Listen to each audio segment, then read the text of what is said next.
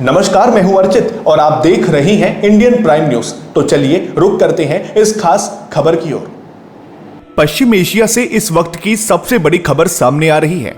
Iran के सर्वोच्च नेता अयातुल्ला अली खामेनेई की मौत के बाद पूरे क्षेत्र में तनाव की स्थिति पैदा हो गई है। विशेषज्ञों का मानना है कि खामेनेई की मौत के बावजूद ईरान की नीतियों में बदलाव की संभावना बेहद कम है। भारत के लिए यह स्थिति कूटनीतिक मोर्चे पर कई बड़ी मुश्किलें खड़ी कर सकती है। भारत के सामने सबसे बड़ी चुनौती अपने दो अहम सहयोगियों, रक्षा भागीदार इजराइल और क्षेत्रीय संपर्क के लिए महत्वपूर्ण ईरान के बीच संतुलन बनाए रखने की है। कूटनीति विशेषज्ञ ब्रह्मा चेलानी के अनुसार ईरान पर अमेरिका इजराइल के हमले का मुख्य मकसद कब्जा नहीं बल्कि शासन बदलना है।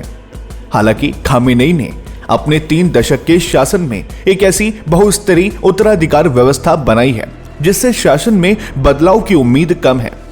जेएनयू के एसोसिएट डॉक्टर मुदस्सिर कमर का कहना है कि इन हालात में भारत के सामने सबसे बड़ी चुनौती इजराइल ईरान के बीच कूटनीतिक संतुलन बैठाना होगा।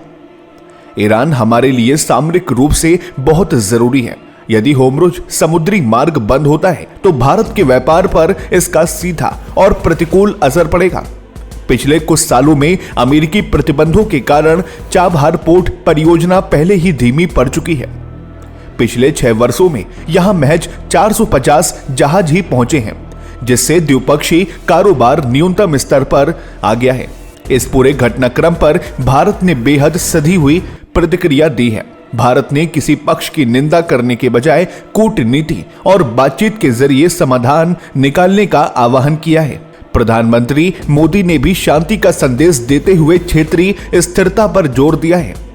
ईरान में नई व्यवस्था के साथ तालमेल बिठाना और अपने आर्थिक हितों की रक्षा करना अब नई दिल्ली के लिए एक कठिन परीक्षा जैसा होगा।